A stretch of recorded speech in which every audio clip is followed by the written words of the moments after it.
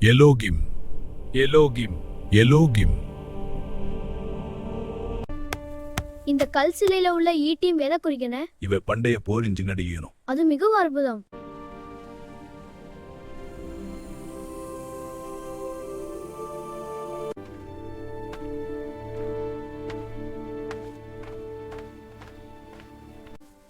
இதோ இந்த கல்வெட்டு மண்ணிலிருந்து வெளிப்படுகிறது. பாருங்கள், குண்டில டஜ்ருட் என்று பொறிக்கப்பட்டுள்ளது.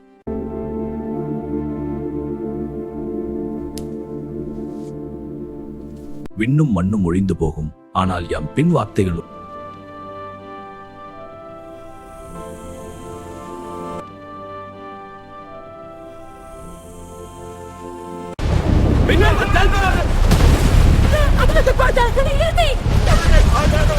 ஒருவர் கடவுளை பற்றிய அறிவில் வளர விரும்பினால் முதலில் அவர் ஒரு முக்கியமான பாடத்தை கற்க வேண்டும்.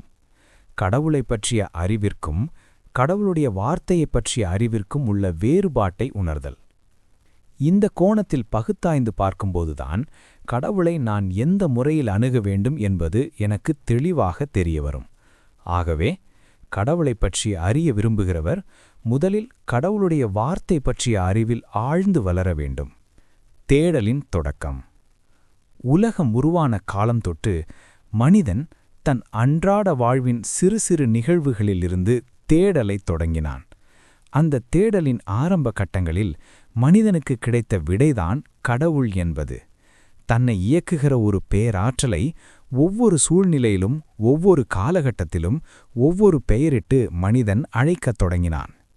ஈடுகட்ட முடியாத பல்வேறு இழப்புகளுக்குப் பின் தன் தேடலின் பயனாக கண்டடைந்த பரம்பொருளை தன் குடும்பத்திற்கும் தன் இனத்திற்கும் கற்றுத்தரும் நோக்கோடும் சில நேரங்களில் ஒருவித பாதுகாப்பு உணர்வோடும் கல்தூண்கள், கல்மேடுகள், மரங்கள் இவற்றை அடையாளங்களாக ஏற்படுத்தினான்.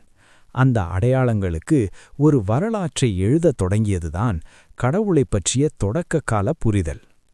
தொடக்க நூல்களை நாம் ஆராய்ந்தால் படைப்பாளர், உயர்ந்தவர், காப்பவர் என்ற பொருளில் எலோஹெம், எல் எலியோன், எல் ஷடாய், யாவே என பல பெயர்களில் கடவுள் அழைக்கப்படுவதை காணலாம். மக்கள் ஓரிடத்திற்கு செல்லும்போது அந்த இடத்திற்கும் அங்கிருக்கும் அடையாளத்திற்குமான வரலாற்றை அறியத் தொடங்கினர். இதுவே கடவுளைப் பற்றிய அறிவில் மனிதன் வளர காரணமாக இருந்தது. இதில் பல்வேறு குறைபாடுகள், தவறுகள், மூட நம்பிக்கைகள் கூட கலந்திருக்க வாய்ப்புள்ளது. ஏனெனில் ஒருவன் அனுபவித்த கடவுளை அடுத்த தலைமுறைக்கு அப்படியே முழுமையாக கடத்திவிட முடியாது. தொடக்க காலத்தில் எழுத்து வடிவம் அதிகம் இல்லாத காரணத்தால் மக்கள் புரிந்து கொள்ள வேண்டும் என்பதற்காகவே அடையாளங்களையும் உருவ அமைப்புகளையும் உருவாக்கினார்கள். ஒரு சிலையில் ஈட்டி, அரிவாள், வாள் அல்லது கோடாரி இப்படி வடிவமைத்தார்கள். இந்த உருவங்களை பார்க்கும்போது மனிதனின் உள்ளத்தில் எழும் கேள்விகளே அவர்களுக்கான பதில்களை உருவாக்கின. பெயர்களும் பொருளும். ஒவ்வொரு காலகட்டத்திலும் ஒவ்வொரு சூழ்நிலையிலும் கடவுள் பல்வேறு வழிகளில் தன்னை வெளிப்படுத்தியிருக்கிறார். அதை உணர்ந்தால் மட்டுமே அந்த ஒரே இறைவனை முழுமையாக அறிய முடியும். விவிலியத்தில் கடவுளின் பெயர்களுக்கு பின்னால் உள்ள பொருள் மிகவும் முக்கியம்.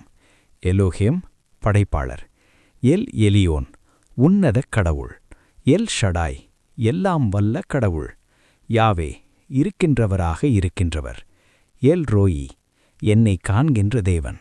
தமிழ் மரபு. ஆதி தமிழர்கள் இயற்கையையும் முன்னோர்களையும் தெய்வமாக வழிபட்டனர். கற்காலம் மற்றும் முற்கால சங்க காலத்தில் தாய் தெய்வ வழிபாடு மற்றும் சப்த மாதாக்கள் வழிபாடு முதன்மையாக இருந்தது. பின்னர் சேயோன் முருகன், மாயோன் திருமால் என்ற வழிபாடுகள் தொல்காப்பிய காலத்தில் முறைப்படுத்தப்பட்டன. இங்கெல்லாம் நாம் கவனிக்க வேண்டியது அந்தந்த காலகட்டத்தின் வார்த்தை கடவுளைப் பற்றி என்ன சொல்லுகிறது என்பதுதான் முக்கிய சிந்தனை. இறை வார்த்தை என்பது ஒரு வானத்திலிருந்து திடீரென்று விழுந்த ஒன்று அல்ல. அது ஒரு குறிப்பிட்ட காலத்தில் ஒரு குறிப்பிட்ட சூழலில் வாழ்ந்த ஒரு மனிதன் அல்லது ஒரு சமூகம் கடவுளோடு தங்களுக்கு ஏற்பட்ட ஆழ்ந்த அனுபவத்தை தங்கள் மொழி மற்றும் கலாச்சாரத்தின் பின்னணியில் பதிவு செய்த குறிப்புகள் மட்டுமே. ஆகவே இறை வார்த்தை என்பது ஒரு முடிவுரை அல்ல. அது ஒரு முன்னுரை அல்லது ஒரு அடித்தளம், ஒரு பாதையை சுட்டிக்காட்டும் ஒரு வரைபடம், ஒரு நம்பிக்கை. அந்த பாதையில் பயணித்து நாமே கண்டடைவதே உண்மையான அறிவு.